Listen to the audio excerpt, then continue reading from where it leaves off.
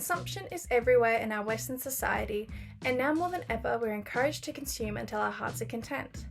Of course, as humans we're always going to have problems, whether genuine or created by advertisers, that we think we can solve with a purchase. Comfort wipe. Being a big guy certainly has its advantages and its disadvantages. This is a great product. Through the process of consumption, it's assumed that we're going to be happier versions of ourselves, with more stuff being the solution. Our most desired wants and desperate needs can be solved in an instant.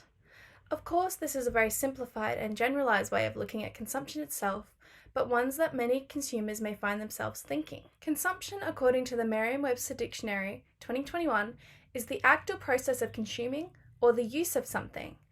As consumers, we tend to think that we can only consume tangible items or things that we can touch and use. For example, I can most definitely consume a pair of shoes. When I buy them, I don't expect them to last forever, and I wear them until they're broken and I need to buy a new pair. It's important to remember intangible experiences because they also make up major aspects of our consumption.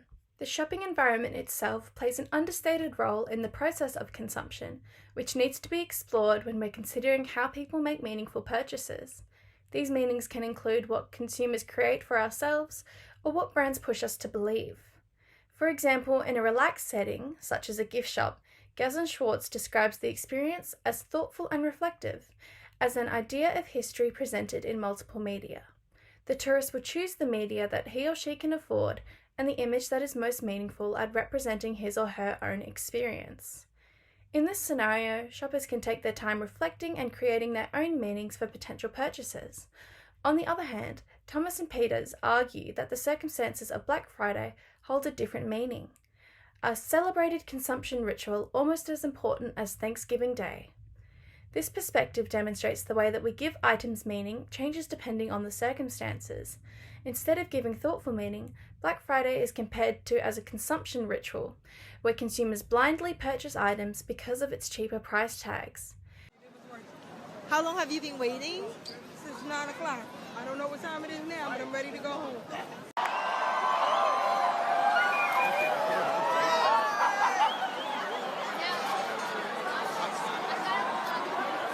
The comparison between the arguments shows that the shopping experience itself changes the thought and meaning consumers actually give to items they're purchasing. This idea that shopping circumstances determines the level of meaningful consumption is demonstrated in these different shopping experiences. I've been to many Black Friday sales, and although I don't wake up at 5 a.m, I've had my fair share of disappointing purchases and post-purchase grief. The intense nature of shopping with people pushing and shoving creates a barbaric atmosphere where everything is in demand, whether my interest in it is warranted or not. These academic studies help me realize that consumption in my life should ideally be well thought out, which is much harder during sales season when my brain wants to spend money for the sake of it.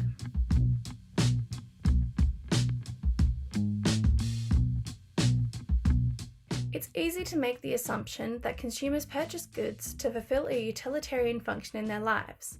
However, it is the hedonic benefits that create the final push to purchase. As consumers, we live with an abundance of different brands with different meanings and want to purchase the best product available. Products can no longer stand on their own. They need associated meanings and feelings that the customer will experience in order for them to be purchased.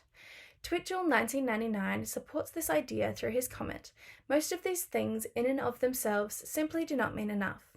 So we have added very powerful ways to add meaning to goods." This added meaning to goods he refers to includes associated feelings with the products, like Coca-Cola representing happiness. Slayton 1997 agrees that all consumption is meaningful, however argues that the meanings are derived from culture. He contradicts, "We meaningfully formulate our needs in relation to available resources. We draw on languages, values, rituals, habits, and so on that are social in nature, even when we individually contest, reject, or reinterpret them." Culture informs our understandings of advertising messages, including celebrity endorsements. When celebrities endorse a product, their looks and personality become entwined, and people choose to like a product because the celebrity does as well. As Russell and Russell-Aforison 2017 say, this is based on the assumption that audiences envy, admire, and wish to emulate the consumption constellations and aspirational lifestyles that surround celebrities. I've personally found myself guilty of purchasing different beauty goods because of the celebrity on the poster. Instead of focusing on Aveeno's ingredients, I find myself focusing on Jennifer Aniston's smooth skin, wondering if mine is ever going to look that nice. As Twitchell argues, moisturiser is no longer moisturiser. It's age-defying serum to make you look as nice as Aniston in her 50s. Now that's an idea you don't have to sleep on. The culture of understanding celebrity endorsements, as Slater says, is also important because we live in a culture that is afraid of aging and values timeless beauty, making Jennifer Aniston the perfect celebrity endorsement for this brand. Consuming different beauty advertisements throughout my day shapes the way that I think about myself and my average skin, and encourages me to try out the products for myself and also think less of myself when they don't work, even though I'm aware that the photos themselves are retouched and fake.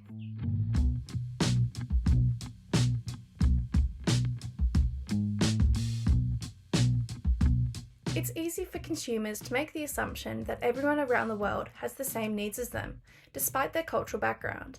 It's perceived, from Maslow's hierarchy of needs, that we all start with our basic safety and physiological needs and then move up the pyramid until self-actualization.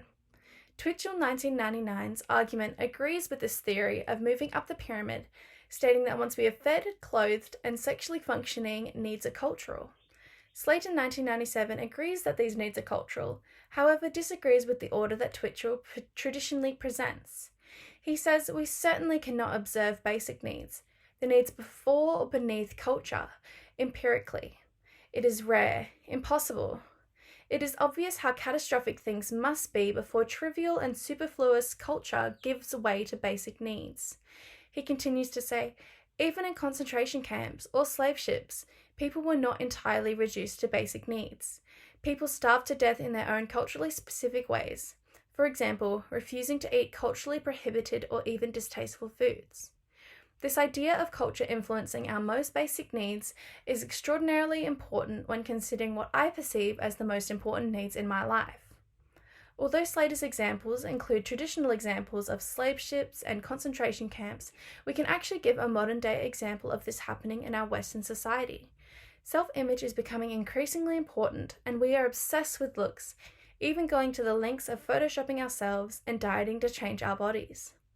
Western culture wants to be thin, and has numerous get skinny quick schemes to have the perfect body, the big boobs, the small waist, and big butt. I've found myself on different diets that make me feel terrible because I wasn't eating as much as I should have. My need to be skinny was more important than my need for food.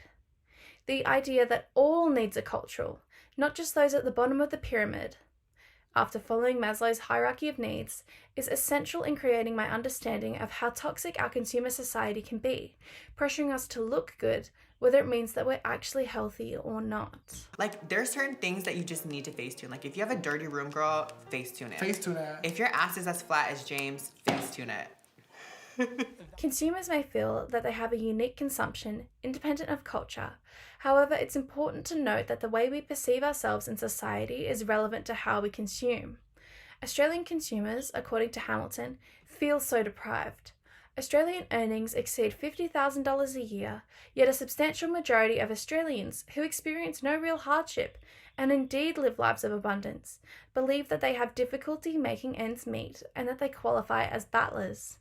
Hamilton's argument that Australian consumers feel that they're struggling and need to become fulfilled through purchasing more stuff is agreed upon by Littler, who argues that not only are consumers consuming too much, but that they are even going to the extent of discriminating against those who do not do the right thing through their purchasing patterns, independent of their class or circumstances. These circumstances that consumers find themselves in, including class and how they perceive themselves, is extremely important when determining how and why they consume. My status as a customer has changed from being a child with little to no money to now being a 20-year-old with independent income. My opinions of myself and my circumstances has changed over time from my childhood to now. Because of my perceived lack of stuff as a child, I used to think that my family was lower class, mainly because we owned one television and every other family I knew owned at least two. My experience with these thoughts and feeling deprived of my need of a television when I was younger demonstrates that my perception of myself as a child was changed because of consumption and consumerism, even from such a young age. This experience and relevance to the academic texts adds to my understanding of consumer society and how consumers want to fit in with their peers and keep up with the Joneses. It also added to my understanding of myself as a consumer because even as a child I had pressures that I wanted to live up to and needs that aren't as important as I once thought were.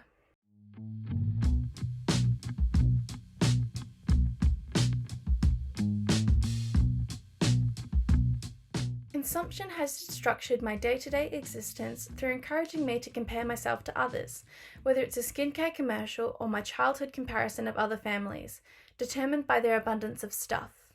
This academic study of consumption has helped me understand its role in my life through my own consumption habits, including shopping and dieting.